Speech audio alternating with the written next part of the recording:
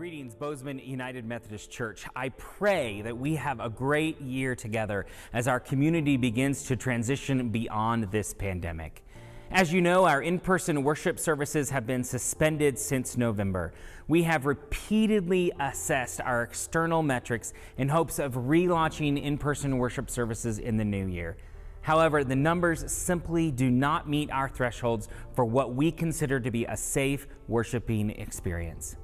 Given this back and forth continues to provide some angst and uncertainty for you, for our staff, for our response team, given that the continued high rate of hospitalizations and what I believe is our responsibility to support frontline health workers and Bozeman Health, and given that we hope to have a vaccine timeline for folks within the coming months that would allow a larger percentage of our participation, the COVID response team has recommended that we continue to pause our in-person worship with a plan to reevaluate at the end of February.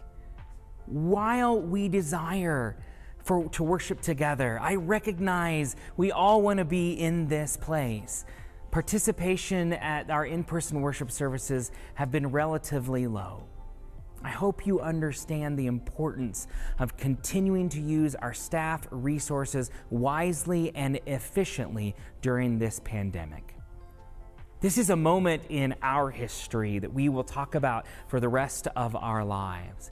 We also know that it is a moment that has led to the digital expressions of worship and church, and those will be a rich part of our future. I recognize that some consider this digital worship less than ideal for connecting with God. However, this is a moment to find and be part of community amidst the pandemic. It is so easy to see who in our communities feels connected. It's harder to see those who feels lost. So during this time of stress and anxiety, please send up an SOS flag if you need help navigating ways, finding connections, and building relationships. I want to invite you to continue to support this church community with your prayers, your presence, your gifts, your service, and your witness. We are still a United Methodist people, still relevant to what is happening during this pandemic time. Blessings, and I'll see you on Sunday.